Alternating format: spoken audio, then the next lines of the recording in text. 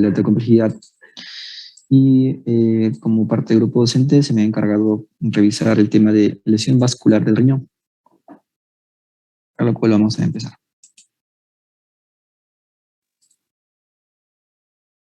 Para hablar de la lesión vascular del riñón, tenemos que tomar en consideración cómo es la vascularización del riñón.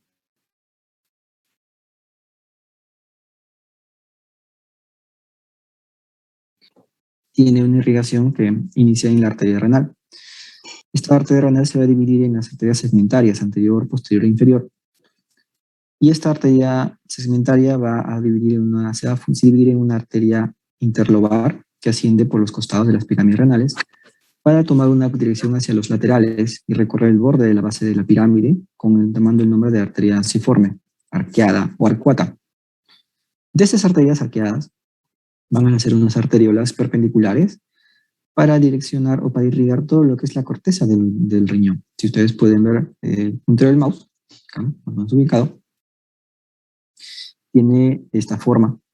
De estas arterias interlobulares, que se llaman así, van a nacer las arteriolas aferentes. Estas arteriolas aferentes se van a dirigir hacia la cápsula glomerular, donde van a tener una primera vascularización. Una vez vascularizado, se va a volver a unificar en una arteriola que tomará el nombre de eferente de salida, para volver a circular en esta una segunda vascularización, pero esta vascularización va a irrigar a todos los túbulos del glomérulo, de su propio glomérulo o de otros glomérulos vecinos, para poder irrigar, reabsorber o secretar, dependiendo del metabolito o compuesto orgánico que se requiera, y retornarlos al sistema circulatorio o ingresarlos al sistema urinario. Cuando lleguemos al tope máximo de capilarización, se va a reiniciar la unificación de estos vasos y van a tomar el nombre de capilares venas, de las venas, y van a tomar el nombre de su homólogo arterial. En este caso, la vénula interlobular, la vena arciforme, posteriormente la vena interlobar, la vena segmentaria y posteriormente la vena renal. Cualquier estructura que se vea, cualquier cosa que altere el flujo de este sistema circulatorio, desde el lado arterial hasta sus partes más extremas o hacia el lado retornoso, va a hacer la lesión vascular del riñón. Una imagen un poco más didáctica para que comprendamos algunos detallitos que quizás todavía no están muy claros. Es esta imagen de aquí, del glomérulo, si ustedes pueden verificar. Tiene un ingreso, que es una arteriola aferente, y de repente lo podemos considerar como el drenaje, que es la arteriola eferente. Después de una capilarización, y aquí vemos los podocitos en los cuales están envolviendo cada uno de esos capilares, y entre ellos como unos especie de fibras delgaditas, en verdad son los pedicelios, que se entrecruzan entre los podocitos vecinos para poder hacer el diafragma de hendidura, a través del cual van a pasar los compuestos orgánicos más pequeños y se van a poder filtrar hacia la luz del túbulo proximal. Como una esfera que tenemos acá, esta estructura glomerular tiene dos polos, un polo vascular y un polo urinario, que es el que da hacia el lado del inicio de los tubulares. La misma imagen acá, un poco más didáctica. Y esta parte de aquí importante para poder ver cómo es que esta primera capilarización, que es el glomérulo, donde filtra todos los elementos y circulan por el trayecto del túbulo, hace que filtren, se pasen todos los elementos plasmáticos que requieren ser filtrados. La segunda capilarización ocupa esa función de nutrición de los túbulos y recuperación o agregación de esos elementos para que sean eliminados por la vía urinaria. Importante esa segunda capilarización. Acá imágenes de láminas de biopsia renal, esto es un glomérulo normal. Vemos la cápsula de Bowman aquí, digamos, no tan delimitado como acá, pero se pueden ver las venas capilares con cierto grado de celularidad. Podemos verificar también que hay, digamos, un cierto espacio entre la estructura glomerular y la pared, incluso entre las venas capilares cercanas y vecinas, cosa que no vamos a poder ver en otras áreas.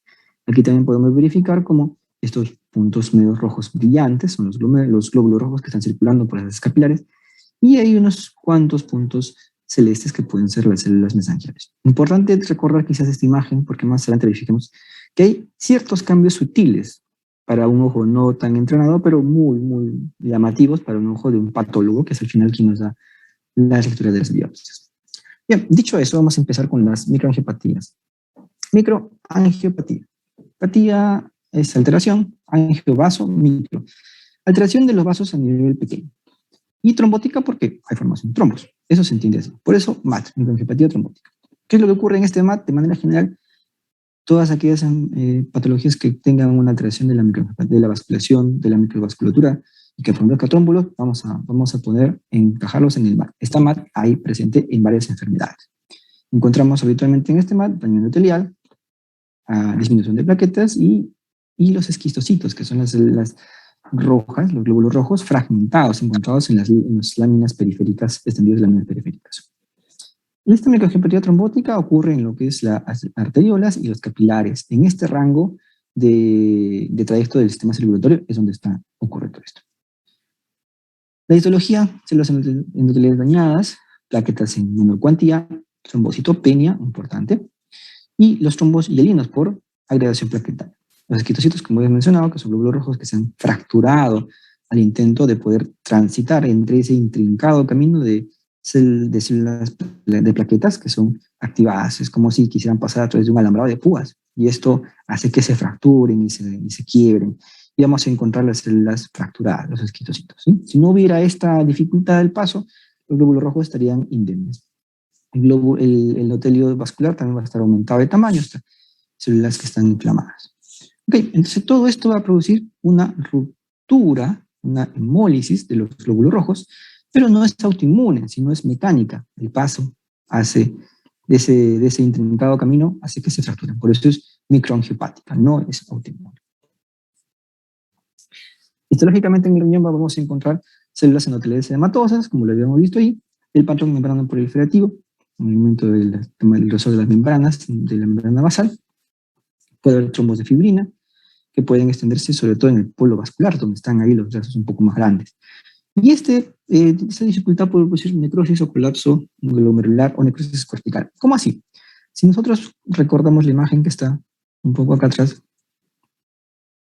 esta de aquí, el flujo era hacia un sentido, y aquí tenemos el flujo hacia el glomérulo. Si aquí ocurriera la obstrucción, entonces la asa capilar posterior ya no tiene circulación, por aquí está obstruido. Entonces, toda la economía del órgano que está posterior a este punto se ve sin irrigación, por lo tanto, se queda en un área de isquemia y necrosis. Por lo tanto, puede haber necrosis de esta parte que es cortical. ¿Ok? Entonces, por eso que se puede ver. Esta microangiopatía tiene una evolución más o menos aceptable, puede recuperarse, y en este caso, si es que recupera bien la función renal, puede desarrollar una microangiopatía para una glomerulosclerosis focal y segmentaria posterior a la recuperación de la microangiopatía trombótica. La microangiopatía puede estar relacionada con anemia hemolítica o puede estar no relacionada a anemia hemolítica. Cada una de ellas tiene sus patologías mucho más puntuales. Hablaremos de las que están relacionadas a anemia hemolítica, por ejemplo, la purpura trombocitopénica trombótica, al síndrome hemolítico urémico, la hipertensión maligna, la crisis renal por esclerodermia. Un punto importante, hablaremos de esta crisis renal más adelante, el síndrome fosfolipídico, los cuadros de hipertensión en el embarazo, los HELP y la preeclampsia. Los virus como el VIH también pueden producir microangiopatía trombótica asociada a anemia hemolítica. Microangiopatía, obviamente, ¿no? Y una nefropatía por radiación. El riñón es un órgano altamente sensible a la radiación. Estos dos primeros, la púrpura trombocitopénica trombótica y el síndrome hemolítico urémico, son los prototipos de la anemia hemolítica microangiopática. ¿Okay? Las peculiaridades de ellas es que la PTT es más frecuente en adultos y incluye afectación neurológica. Detalle importante. En los hemolíticos urémicos normales, los clásicos, son frecuentes en niños, y en los atípicos son más en adultos. Vamos a ver con un poco más de detalle a continuación. Bueno, y las anemias hemolíticas no relacionadas, las microangiopatías no relacionadas a la anemia hemolítica, tenemos, por ejemplo, aquellas relacionadas a las neoplasias mieloproliferativas, o sea, neoplasias de los sanguíneos. ¿Okay? O los síndromes paraneoplásicos como el PONS, que es una polineopatía, endocrinopatía, organomegalia, ganapatía monoclonal y cambios en la piel. Empecemos por el primero, que es el síndrome hemolítico urémico, en el cual vamos a encontrar, a partir de ahora vamos a ver esta parte, vamos a prestar un poco de atención a la parte de arriba del título, en el cual se va a escribir, se va a dar las características clínicas más resaltantes del cuadro clínico que está como título. ¿Ok? Por eso no va a cambiar, va a estar ahí, y tenemos que tener correcto que en el síndrome hemolítico urémico hay anemia hemolítica microangiopática. Recuerden, microangiopática no tiene nada que ver con la autoinmunidad. Vamos a diferenciar eso en un instante. tiene que haber también disminución de la función renal. Este síndrome hemolítico-urémico tiene como causa un elemento producido por una bacteria, la Escherichia coli, enterohemorrágica. Por eso es que uno de los signos es la diarrea sanguinolenta. O también llamada como productora de toxina Shiga, de ahí el nombre. Entonces, está relacionada a la producción de toxinas Shiga, la STX1 y STX2, también llamadas verotoxinas. Nombre clásico comúnmente recordado. Una vez que la enterotoxina o las verotoxinas, mejor dicho, ingresan al torrente sanguíneo a través del epitelio intestinal, van a producir un daño endotelial en los vasos. Y esta activación va a producir, este daño endotelial va a producir activación plaquetaria. Y recuerdan lo que pasaba cuando las plaquetas se activaban en los capilares, va a producir toda su red intrincada de plaquetas agregadas y va a hacer que todo lo que pase por ahí va a tener dificultad. Y ese glóbulo rojo, que es una célula que es un poco frágil a esas alteraciones del lugar por donde transita, pues se van a terminar fracturando. Eso es lo que produce una microangiopatía secundaria a este problema de producción de toxinas. Características: frecuente en menores de 5 años, diarrea sanguinolenta, lo hemos dicho, por eso la enteromorrágica, cólicos, vómitos y casi nunca soy con fiebre. En el caso que haya síntomas neurológicos, esto es más frecuente en adultos. Puede haber alteraciones como disfasia, hiperreflexia o visión borrosa, deficiencia de memoria, encefalopatía, perseveración y agrafia. Si hay convulsiones o infarto cerebral, son en situaciones un poco más severas. No todas las cepas de coli enterohemorrágica hacen este síndrome, ¿ok? Y las más identificadas son varias. De ellas la O157-H7, que es la más importante, más representativa, resaltada en rojo, para que se acuerden y lo tengan siempre presente. El mecanismo de daño, ya lo habíamos visto: activación del endotelio, de las plaquetas por lesión del endotelio vascular, ya que esa toxina Shiga se une a las glicoproteínas G3B, que es abundante en la microvasculatura renal, por eso el riñón se ve perjudicado. Y esto va a traer quimiotaxis, citoquinas inflamatorias, como tenemos acá, y eso como consiguiente va a tener agregación plaquetaria y el proceso microangiopático que lo acabamos de describir. No todas las bacterias son E. coli. Hay unas bacterias que son, por ejemplo, el Streptococcus pneumoniae. Este Streptococcus pneumoniae produce una enzima que es la neuraminidasa. No todos los estreptococos, algunas cepas, ¿ok? Y hacen que esta neuraminidasa libere o exponga este antígeno que es el Thomson-Friedrich. Este antígeno está habitualmente cubierto por estructuras proteicas, pero la neuraminidasa lo lisa y lo expone. Una vez que lo expone, viene un anticuerpo y lo ataca. Una vez que está activado, se activa las plaquetas de las células endoteliales y produce una anemia hemolítica microangiopática, pero no cualquier anemia hemolítica microangiopática, sino una versión bastante grave. Afortunadamente no es tan frecuente. El síndrome urémico hemolítico en sí, vamos a tener la anemia hemolítica microangiopática más un deterioro funcional, como ya se había dicho. Pero hay algunas variantes. ¿Se acuerdan que era más frecuente en niños? Sí, pues en adultos también hay un SHU. Y este SHU se llama atípico. Esta particularidad no tiene que ver con la producción de alguna toxina Shiga, como lo habíamos visto en el de niños, sino por una desregulación del complemento. El complemento se activa solito y eso va a producir el mismo efecto. La idea es que va a terminar con activación plaquetaria. Una vez que active las plaquetas, vamos a tener ese inconveniente de los trombos microangiopáticos y la lesión del glóbulo rojo al intentar pasar por ese intrincado camino de plaquetas activadas. Y igual también tendremos los esquistocitos en las láminas periféricas. ¿Ok? Características de este típico: puede ser congénito o adquirido. ¿Ok? Los complementos, pues, el C4 puede estar bajo, y el 3 puede estar bajo, el C3 y el C4 puede estar en rangos normales. El defecto más frecuente es la deficiencia del factor H. Puede ser que esté, o puede ser que haya factores anticuerpos contra el factor H, como ocurre en el SHU por déficit de proteínas plasmáticas. ¿Okay? En el caso que no haya, puede ser un SHU familiar, un SHU atípico de familia. Otro prototipo es la púrpura trombocitopénica trombótica, en la cual vamos a encontrar, aquí están los puntos más importantes: anemia hemolítica microangiopática, trombocitopenia, síntomas neurológicos, fiebre e insuficiencia renal. Estos 5 síntomas, estas 5 entidades son los que clásicamente llamamos como pentada. Importante que encontremos estas 5 características, ¿no? La pentada asociada a la púrpura trombocitopénica trombótica. ¿Qué es lo que pasa aquí en el síndrome, en la púrpura trombocitopénica trombótica? Hay una alteración de este elemento, de esta metal proteasa, que es la ADAMS13. La ADAMS13 tiene una función útil: evitar que se activen las plaquetas. ¿Cómo así? El corpúsculo de Weber-Palette el cuerpo de Weber-Palette es un cuerpo que está en las células endoteliales, va a producir el factor de von Willebrand y crece libre, constantemente. El ADAMTS13 se encarga de cortarlo en cierta cantidad para que no esté excesivamente conformado de polímeros. Siempre lo corta en cierta distancia para que no haya aumento de polímeros. ¿Ok? Lo que pasa es que cuando están así, hay bastantes cuerpos, no está cindido, está bastante, digamos, elongado, no se ha cortado en el momento que es debido. Las plaquetas se van a quedar adheridas ahí, se los va a atentar y se agregan. Una vez agregadas las plaquetas, desencadenan todo el evento que ya hemos visto. Básicamente, una vez más caemos que la agregación plaquetaria es el punto inicial donde ocurren todos los problemas relacionados a la microangiopatía trombótica. Entonces, cualquier cosa que active, que altere la actividad del ADAMTS13 o no la haya ADAMTS13, como puede ser que tampoco haya genéticamente, va a producir, en este caso, una púrpura trombocitopénica trombótica, que es el principal causante. ¿Ok? Habitualmente, no siempre tener la ausencia o carencia es la razón por la cual haya esta púrpura. Tiene que haber siempre un desencadenante, habitualmente un proceso inflamatorio. ¿Listo? En esta imagen se ve un poquito mejor. El ADAMTS es representado como la imagen de un Pac-Man en la cual corta el von Willebrand, el Weber-Palette está debajo, no tiene nada que ver Weber-Palette, el cuerpo de Weber-Palette, y el von Willebrand está aumentado de tamaño, por lo cual las plaquetas se juntan, se agregan y comienza a tener este problema de agregación. Características: es más frecuente en raza negra, es más frecuente en mujeres, casi 3 veces más. Y la edad media es de 40 años. O sea, nosotros nos imaginamos una púrpura trombocitopénica en una dama de 40 años de raza negra. ¿Ok? Es más probable eso.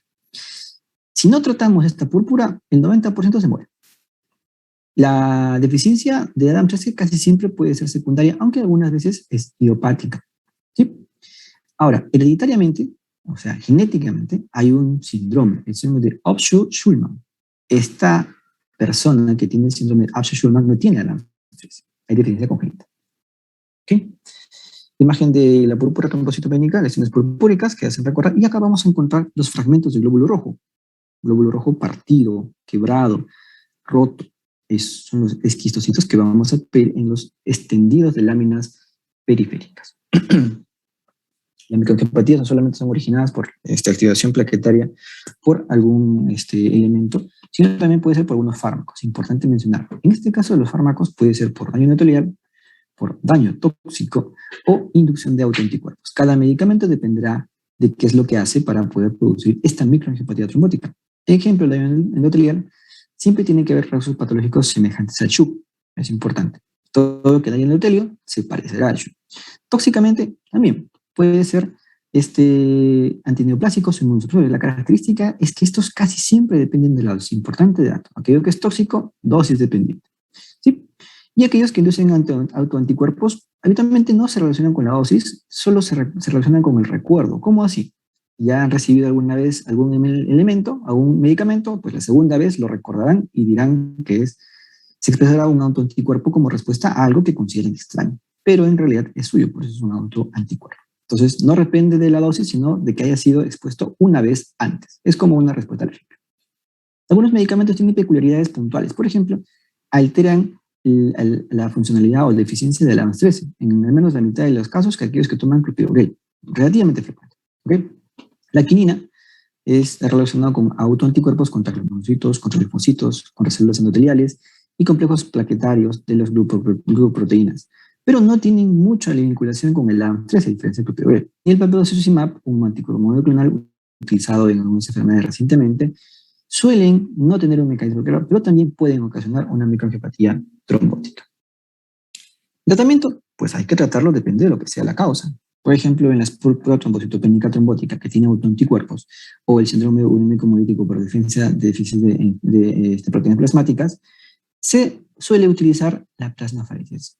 Cambiamos el plasma a un recambio plasmático total, o también llamado plasmafaresis, que viene a ser lo mismo, va a extraer los autoanticuerpos que están alterando el ADAMTS13 y lo van a sustituir por un ADAMTS13 que esté funcional.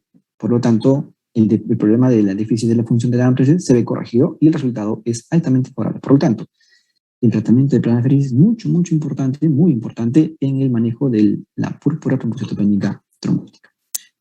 Si no hay éxito, podemos utilizar corticoides tipo prednisona, y si aún así no tenemos éxito, podemos usar un anticuerpo monoclonal como el rituximab, un medicamento relativamente útil en estos situaciones. Para los problemas congénitos como el Upshaw-Schulman, pues hay que darle el que le falta, el ADAMTS 13. Por lo tanto, la infusión de plasma casi siempre suele ser suficiente.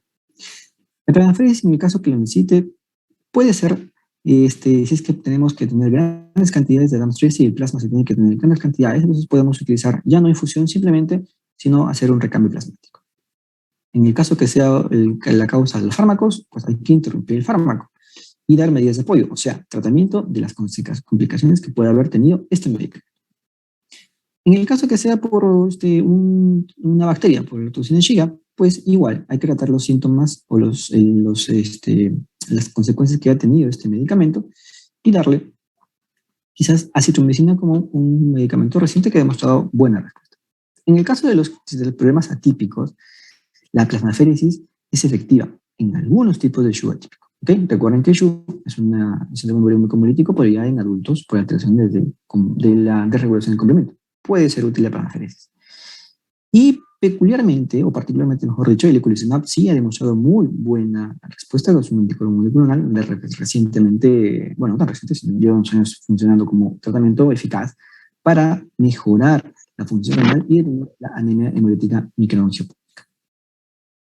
Bien, aquellos SHU relacionados a neutropenia, ¿se recuerdan la otra bacteria que producía SHU? La Streptococcus pneumoniae, bueno, antibiótico y de repente eritrocitos lavados.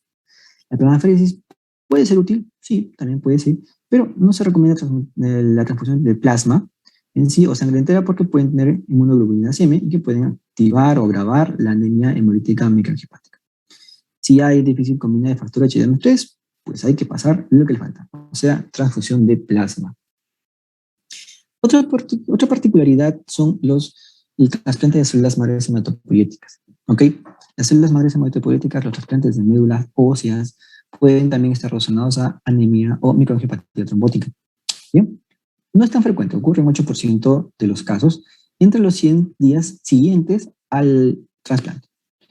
Puede ser la causa por regímenes de acondicionamiento, o sea, el tratamiento médico empleado para disminuir la respuesta inmune y que pueda hacer la transfusión o el trasplante de médula ósea sin mayor complicación. El tratamiento con inmunodepresión para mantenimiento, o quizás después de un tratamiento exitoso, alguna infección de la enfermedad o la enfermedad del injerto contra el hospedero. Se ataca el injerto, el huésped ataca el injerto. Algunos otros factores tenemos que considerar que es frecuente en el sexo femenino y en aquellos que no hayan hecho una buena determinación y que haya dificultad o discrepancias principalmente en lo que es el antígeno leucocitario humano, o sea, que no sean compatibles, que no hayan hecho una buena evaluación de compatibilidad del donante. Lamentablemente la tasa de mortalidad es altísima, 75%. 3 de cada 4 se mueren en 3 meses. La mayoría de pacientes tienen una actividad de la 13 que está más o menos alrededor del 10%. Por lo tanto, no hay una razón para pensar que esta es la causa. ¿Qué hacemos cuando tenemos este problema? Hay que interrumpir el tratamiento con anticalcinurínicos, medicamentos que son útiles para la terapia de mantenimiento después de haber dado la transplantación. Por eso es que ocurre dentro de los primeros 100 días. Tratamiento de infecciones o síndrome de obstrucción sinusoidal. El síndrome de obstrucción sinusoidal es una alteración de la circulación hepática y que puede producir alteraciones de los espermatozoides o falla hepática en sí. Tratamiento con rituximab es útil, ¿sí? O la defibrotida, que es un tratamiento útil para el síndrome de obstrucción sinusoidal o de obstrucción venohepática. La plasmaféresis es provechoso, pero no tanto, solamente uno de cada 4 casos. Esta es con imagen de cómo se prepara a los pacientes que van a recibir su trasplante de médula ósea. El trasplante de médula ósea, para considerarlo como una microangiopatía trombótica, tiene que tener ciertos criterios. Acá tenemos unos grupos de investigación o grupos, el Comité de la Toxicidad del Trasplante de Médula y de Sangre. Dependiendo de qué grupo usemos, podemos ver si es que cumple con los criterios para definitivamente afirmar que es una microangiopatía trombótica relacionada al trasplante. No todas tienen que ver por el trasplante. ¿Por qué la importancia? Porque si está relacionada con el trasplante, hay que modificar el tratamiento de esto. Si no, pues podríamos persistir y buscarle otra causa. Recuerden que discontinuar el tratamiento del trasplante significa muy posiblemente perder el trasplante. Y eso incluso podría también agarrar el desencadenante fatal de la pérdida de la vida del paciente. Entonces, para unos podrá ser importante el recuento de esquistocitos, de repente de la trombocitopenia, o el aumento de las LDH, disminución de la hemoglobina y quizás la aptoglobina presente. O si no, para otro grupo puede ser la fermentación de los eritrocitos, que es aumento del LDH. Las pruebas de Coombs directa e indirecta, importante hacer una pausa acá, porque el Coombs directo o indirecto te indica autoinmune. Si es negativo, que no es autoinmune, o sea, no hay un autoanticuerpo que destruye el glóbulo rojo. Okay. La disfunción renal y neurológica puede ser presente y considerada como criterio siempre y cuando no tengan otra causa bien explicada. El VIH también es importante, por lo tanto, es considerado aquí como causante de microangiopatía trombótica. Se puede presentar en las pacientes con SIDA o que tengan recuentos bajos de TCD4, lo cual indica que tienen una severidad de la enfermedad o una fase avanzada. Incluso puede ser la primera causa de infección por HIV. No saben y debutan con una microangiopatía trombótica. No se conoce bien cómo actúa, pero se sabe que el HIV propicia la apoptosis de inflamaciones epiteliales. La actividad del MS-13 no está reducida en estos pacientes, por tanto no es una causa que esté directamente asociada a esto. Pero sí hay que tener los factores de riesgo. ¿Quiénes pueden tener factores de microangiopatía trombótica que tienen HIV o que tienen una infección concomitante con citomegalovirus? Citomegalovirus más HIV podría ser que tenga microangiopatía trombótica. La biopsia renal es el diagnóstico, pero tenemos que tener una alta sospecha. Cuando tenemos anemia microangiopática, anemia hemolítica microangiopática, trombocitopenia y falla renal, mejor biopsiémoslos a ver si es que no será una microangiopatía trombótica relacionada al HIV.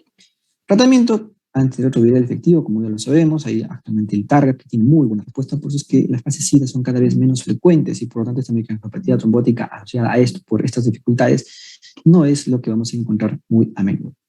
Si es que aún así no tenemos buena respuesta al tratamiento antirretroviral, podemos usar plasmaféresis, aunque no en todos los casos, solo si es que hay una evidencia de una PTT, en lo cual ya hemos visto que el problema tenemos con el ADAMS 13. La radiación también es un elemento que daña el riñón y lo daña produciendo falla renal, puede tener proteinuria e hipertensión arterial luego de 6 meses de haber recibido la radioterapia. Bien, la alta incidencia ocurre sobre todo en los trasplantados de células hematopoyéticas. El riñón es muy sensible, con solo 5 o 4 o 5 grays de radiación ya estamos teniendo este riesgo. Podemos ver una biopsia renal, si es que lo hacemos, con un daño típico, son las células glomerulares tubulares vasculares. Aquí vemos acá los trombos hialinos que están en el polo vascular, unas características típicas de la microangiopatía trombótica. Aunque esta alteración en el riñón es local, es poco frecuente que lo veamos de manera sistémica, o sea, anemia hemolítica microangiopática, muy probablemente relacionada a radioterapia, solo esté en el riñón. No es fácil encontrar esta microangiopatía por radiación en otros órganos. Eso es lo que queremos decir acá. El tratamiento no es que sea un tratamiento específico, porque ya el daño está hecho, ya recibió la radioterapia, no hay forma de quitarle la radiación ya recibida. Lo que sí se puede hacer es mejorar un poco el cuadro con bloqueantes del sistema renal angiotensina. Y parece que esto nos ha dado resultados bastante alentadores. La esclerodermia es otra enfermedad que va a producir esta microangiopatía. En este caso, cuando hablemos de una crisis renal esclerodérmica. ¿Qué es la crisis renal esclerodérmica? Es una afección renal en el contexto de enfermedad esclerodérmica. Vamos a encontrar hipertensión arterial acelerada o de nueva aparición, importante la hipertensión, esto es importante, y la insuficiencia renal oligúrica, quiere decir que hay una alteración del flujo sanguíneo y disminución de la filtración glomerular, como habremos visto por la microangiopatía. La frecuencia no es tanto, 12% si es difusa, 2% si es solamente en la esclerosis sistémica limitada, pero hay que considerarlo también, dependiendo del tipo de esclerodermia que tengamos. La crisis renal esclerodérmica se presenta con hipertensión arterial acelerada, hay un rápido deterioro de la función renal, proteinuria nefrótica, bastante pérdida de proteína y hematuria. Estas cosas son las que vamos a encontrar en este cuadro. Ocurre en más de la mitad de los pacientes, la anemia hemolítica microangiopática, en más de la mitad de los pacientes que tienen crisis renal esclerodérmica. La hipertensión puede acompañarse de retinopatía y encefalopatía, y puede haber también alteraciones pulmonares por retención de sal y agua con lesión microvascular. Alteraciones cardíacas. Cuando hay alteraciones cardíacas, el pronóstico no es nada alentador. Podemos encontrar miocardiopatías, arritmias o incluso algunas pericarditis. La imagen aquí nos hace recordar, y es como para recordar, que no sé muy bien, pero es como que las imágenes superpuestas de hojas de cebolla, las catáfilas de cebolla. ¿Ya? Esto es una arteriola en la cual se ve engrosamiento de la pared muscular como respuesta a esta crisis de hipertensión. Por lo tanto, una vez más, tenemos que considerar que la hipertensión es un problema que hay que considerar. Siendo así, Entonces, si la hipertensión es la causante, muy probablemente controlar la presión sea la respuesta. Y es así, tanto así que cuando hay un antes y un después de la aparición de los IECA, los inhibidores de la enzima convertedora de angiotensina. Antes de los IECA la mortalidad era altísima, 90% en un mes. Aparecieron los IECA y la mortalidad bajó al 30% en 3 años. Una muy buena recuperación.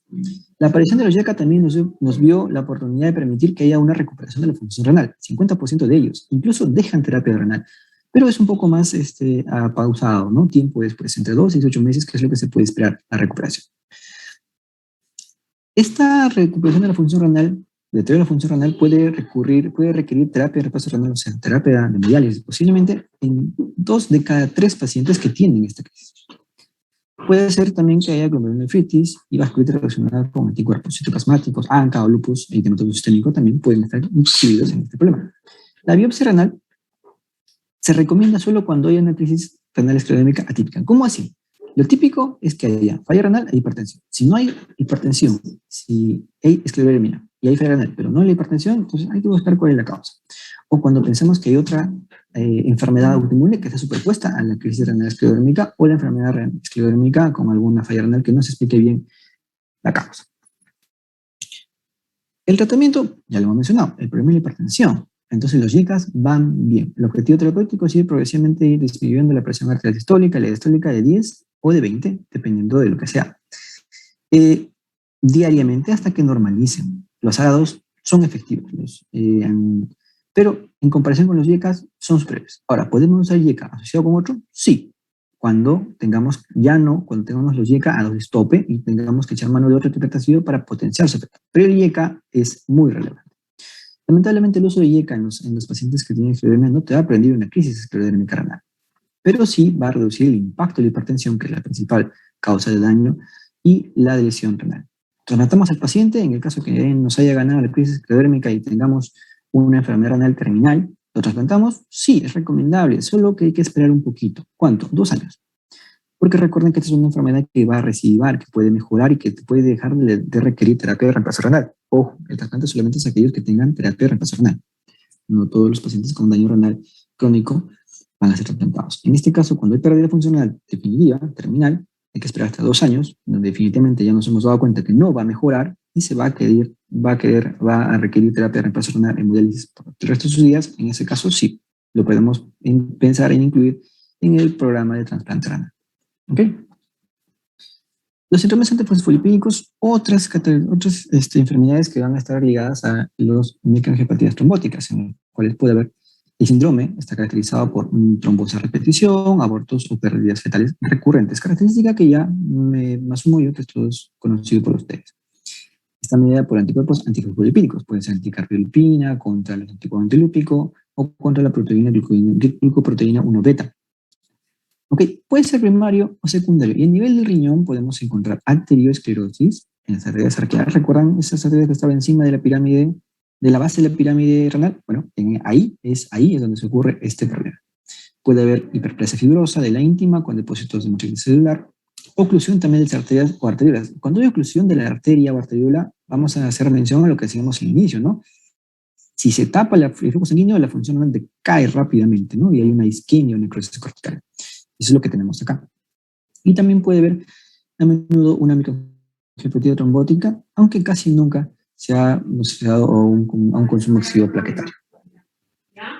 La trombosis de la arteria renal es frecuente, sobre todo en aquellos pacientes que tienen anticoagulante lúpico, en un rango nefrótico. Un momentito.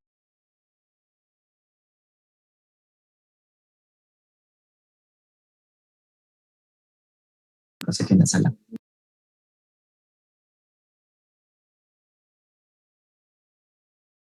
Bien, ya solucionamos el problema técnico. Entonces vamos a hablar del síndrome de esperación. Estamos acá.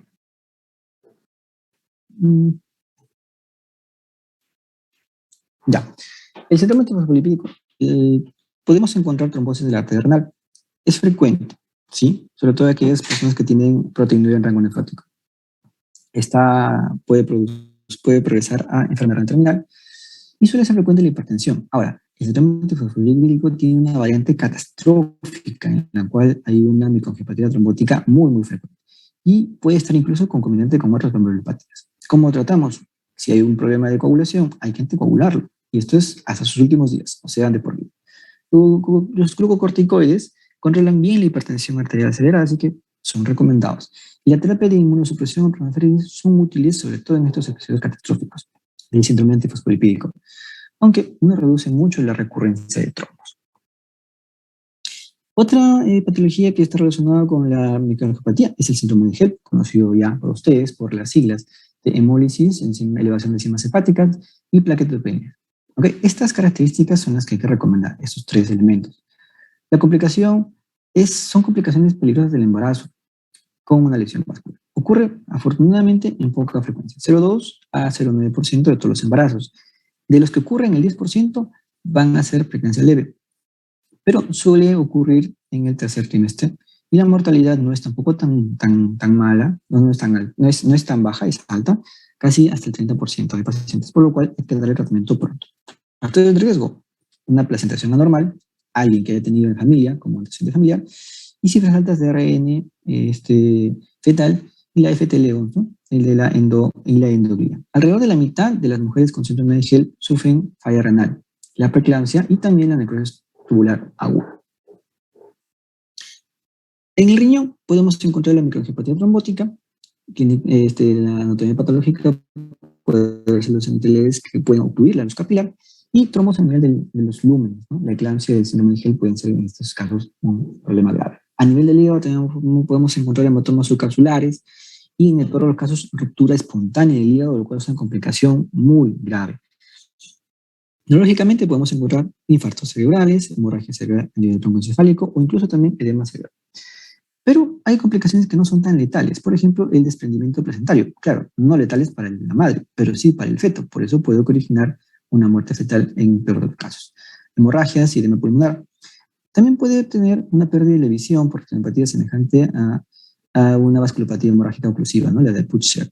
Pero no es letal, pero sin embargo sí es limitante. ¿Cómo hacemos la evaluación diagnóstica? El HELP y la anemia hemolítica microangiopática se parecen, ¿ok? Y puede presentarse también como un síndrome urémico hemolítico atípico o una puroperitoneumocitopénica trombótica. Pueden ocurrir ahí. El paciente con síndrome antifosfolipídico tiene alta posibilidad de hacer un HELP. Hay que tenerlo en cuenta en este tipo de pacientes, sobre todo cuando se embaraza. Si es que se embaraza. Claro que ellos suelen tener abortos recurrentes, ¿no?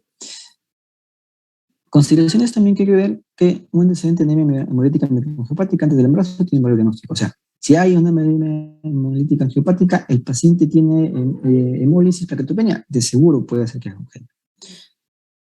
El nivel sérico de ADAMS-13 se reduce, pero no llega a un punto crítico para desarrollar el PTT, como es el 0,5%, perdón, el 5%. Otros marcadores para este HELP, la titomina 3 y el dímero D. ¿Cómo tratamos a este HELP? Bueno, el tratamiento de HELP de manera general es terminar con el embarazo y con eso se resuelven los problemas. Glucocorticoides disminuyen los elementos inflamatorios, aunque estudios clínicos dicen que no es un efecto muy sustancial, pero ayuda. Y la planeferesis solo si la hemólisis no responde a los glucocorticoides. Y el parto, o sea, la terminación del embarazo tampoco ha sido efectiva. Sobre todo en aquellos que aún no se ha descartado la PTT, y la PTT es latente. Recuerden que el tratamiento para la PTT es la plasmaferesis. Algunas enfermedades mieloproliferativas, como las neoplasias, pueden también tener microangiopatía. ¿Okay?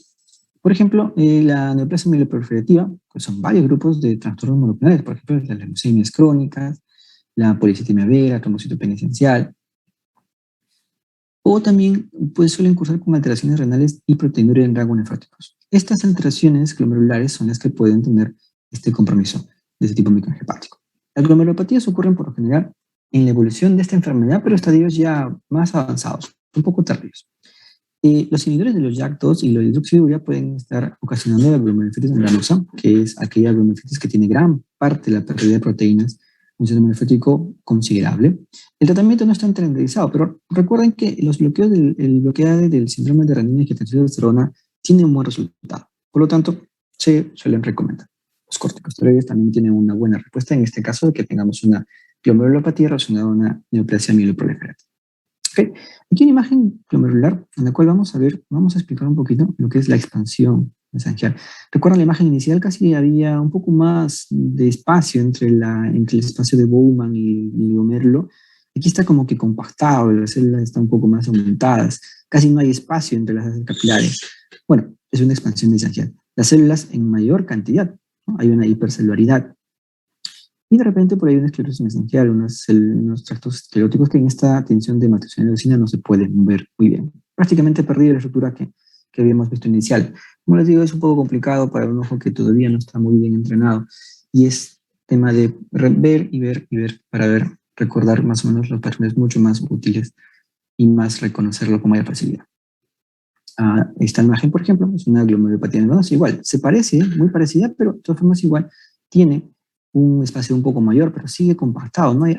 Casi no hay espacio en las zonas que están dentro del lóbulo glomerular, ¿no? Entonces hay aumento de la parte mesangial. Se ve que hay un montón de células más, que una proliferación aumentada. Y esto ocurre en este síndrome paraneoplásico, el síndrome de Poems, que es la polineuropatía, organomegalia, endocrinopatía, una gamapatía monoclonal y cambios en la piel. Por eso sus signos. Se presenta con una neuropatía periférica, con una alteración nutricional grave. Hay una cadena monoclonal ligera, habitualmente la lambda, que es la más frecuente, aunque también puede haber la depósito de IgA en 50% como proteína monoclonal. A nivel renal, hay alteraciones moderadas y no suele haber tanta proteína como en otras que ya hemos visto. La organomegalia, cualquier órgano que haga linfadenopatía, se va a aumentar. Y el riñón, cuando le pasa esto, no suele afectarse los dos, sino solamente uno. En la biopsia renal vamos a tener una apariencia lobar, así como ven acá un lóbulo, está hinchado, ¿sí? Y hay una hipercelularidad. Como ya hemos visto, hipercelulares, hiper es bastante, ¿no? Hay muchas células, están aumentadas en cantidad, eso es la hipercelularidad. ¿Okay? La progresión puede ser que haga una enfermedad potencialmente mortal, se puede ser un síndrome paraneoplásico, no es poca cosa, puede matar a la persona, puede tener una neuropatía que afecta la calidad de vida, o puede terminar una enfermedad renal terminal, aunque no es frecuente, pero sí puede ocurrir esto también. La nefropatía drepanocítica, aquellas que tienen que ver con los glóbulos rojos deformes, las células falciformes, como hemos visto, está causada por oclusión de vasos rectos. Este problema ocurre acá. En la médula renal, corteza, aquí, en la médula, aquí. En estos capilares es donde ocurre el problema. Las células rojas vienen y tienen su problema oclusivo acá. En esta parte donde hay baja presión de oxígeno, hay una elevada osmolaridad y la hemoglobina S origina que la deformación de células falciformes produzcan esa fragilidad y obstrucción. Ocasiona alteraciones de la función de la asa de Henle. Hay una hipostenuria, alteraciones de la densidad. Hay hematuria, también necrosis papilar. Estos daños se pueden encontrar en las biopsias renales. La proteinuria no es tan frecuente, solamente 20-30% en rango nefrótico. Y si es que hay proteinuria, este pequeño porcentaje van a estar muy predispuestos a tener enfermedad renal crónica en estadios avanzados, también llamado terminal. La respuesta, el riñón, ¿cómo lo va a compensar? Pues si hay una dificultad para que haya el flujo sanguíneo, pues va a aumentar el flujo sanguíneo, aumenta la tasa de filtración glomerular. Ahora, esto lo hace por prostaglandinas. Los AINES condicionan a bajo la tasa de filtración glomerular en estos pacientes, por eso no se recomienda usar AINES. Y la presencia de una glomerulomegalia. O sea, al aumentar el flujo de glomérulo, el glomérulo va a comenzar a hincharse, a aumentar de tamaño, y está expresándose un aumento de la filtración glomerular. En la biopsia podemos encontrar una glomerulopatía membranoproliferativa, patrones que podríamos nosotros encontrar si es que biopsiamos este tipo de pacientes. ¿Cómo los tratamos? Si el problema es de este tipo, vamos a usar unos IECAS que van a reducir la proteinuria. Aunque no hay mucho dato sobre la prevención de que hagan falla renal terminal. Y si es que estos pacientes tienen esta anemia, muy probablemente estén predispuestos a que haya fallas renales agudas. Para terminar, vamos a hablar de la trombosis de la vena renal. ¿Recuerdan? Hemos visto todo el circuito de la circulación renal, la microangiopatía. Ahora vamos por los vasos un poco más grandes de la salida de la sangre de la irrigación del riñón. Entonces, la trombosis de la vena renal se origina por daño endotelial, puede ser por estasis venosa o de repente por estados de hipercoagulabilidad. ¿Ok? La sangre, por alguna razón, se ha detenido. El daño endotelial, pues, eso es muy, muy evidente. Cuando se daña, pues hay un intento de recuperación y se produce la formación de coágulos. La heces venosa, cuando la sangre está un poco lenta, no circula mucho y la coagulabilidad, pues, prácticamente va a tener predisposición a formar coágulos. Clínicamente, hay un dolor en el flanco, hematuria, disminución de la función renal y proteinuria. Estas características clínicas son las que podemos pensar. Si encontramos esto en un paciente, hay que pensar en este tipo de patología. O también puede ser que no dé mayor síntoma y lo hemos encontrado de manera accidental mientras estudiamos una embolia pulmonar. O sea, puede ser que sea parte de un cuadro clínico pulmonar embólico sin que haya dado estos signos de acá. Habitualmente es más frecuente que se afecte la vena izquierda y solamente en 2/3 de los casos es en ambos lados. Los daños, como habíamos visto, es por causa endotelial, por ejemplo, una homocistinuria, en una intervención endovascular y algunos eventos quirúrgicos, algo que haya producido lesión, daño o hayan tocado el endotelio. Por esa venosa, por ejemplo, una deshidratación, que suele ser mucho más frecuente en los niños pequeños, ¿ya? O por compresión, de repente fibrosis retroperitoneal o algunos cánceres de repente ubicados en el abdomen. O estados de hipercoagulabilidad, como el síndrome nefrolipídico o un síndrome nefrótico grave, que ya saben que los síndromes nefróticos cursan con estado de hipercoagulabilidad. Apatías o glomerulopatías es la que suele cursar con mayor proteína. Deficiencia de triptomina o de repente el factor 5, o alguna neoplasia maligna que se haya escapado de su lugar y esté ya en toda la economía y esté diseminándose. O también los anticonceptivos orales. Esos son algunos predisponentes a estados de hipercoagulabilidad, como ya se conoce. ¿Cómo hacemos para diagnosticarlo? Hay que verlo. ¿Y cómo lo vemos? Con un estudio por imágenes. Por ejemplo, una ecografía Doppler, que tiene una sensibilidad bastante buena. Pero si tenemos un poco más de envergadura y podemos utilizar una imagen un poco más resolución, de mayor alta resolución, hacemos una angiotomografía. Ya con eso, pues tenemos una sensibilidad casi cercana al 100% y vemos imágenes como esta. Un riñón que está aumentado porque el retorno venoso es obstruido. Quiere decir que la sangre ha entrado por la arteria, pero como no ha encontrado forma de salir, el riñón ha comenzado a hincharse. Y se ha estasiado, se ha detenido todo el flujo sanguíneo. Y se puede ver ahí los coágulos. Vamos a ver acá la imagen de costado, ¿no? El flujo sanguíneo que vemos acá, pues no está, se detiene. ¿Ok? También podemos hacer una angioresonancia magnética. El tratamiento puede ser problemas de coagulación, anticoagulación. Y también tratar la causa que esté originando este estado de hipercoagulabilidad, daño endotelial o heces venosa. Hay que tratar la causa. Si tenemos un coágulo, ¿podemos trombolizarlo? Sí, siempre y cuando sea casos graves. ¿Ok? La nefrectomía, o sea, sacar el riñón, no es recomendado, salvo si es que este riñón estando ahí y como está, pudiera generar algún peligro para la vida del paciente. Y en el caso que tengamos otras posibilidades de que sea trombos que estén migrando en el transcurso del sistema circulatorio, podemos usar filtros para vena cava inferior para evitar que estos trombos vayan a cambiar de lado de aquí y vayan a migrar y hacer tromboembolisas pulmonares o de repente a nivel cerebral. Bien, eso es todo lo más saltante de lo que es lesión vascular. La parte teórica la van a obtener de sus libros Harrison, que es la fuente de biología consultada, junto con Farreras, que son los dos, uno más bonito y entretenido que otro, pero en general, ahí están. Por lo demás está decir que las consultas o las preguntas del examen van a venir principalmente de las clases que están dictándose ahora. Entonces, repasen todo lo que se requiera a lo mencionado acá. Y eso es todo por mi participación. Ya nos veremos en la próxima clase, si es que no hay alguna pregunta. Gracias. Gracias, doctor. Gracias, doctor. Gracias, doctor. Bien.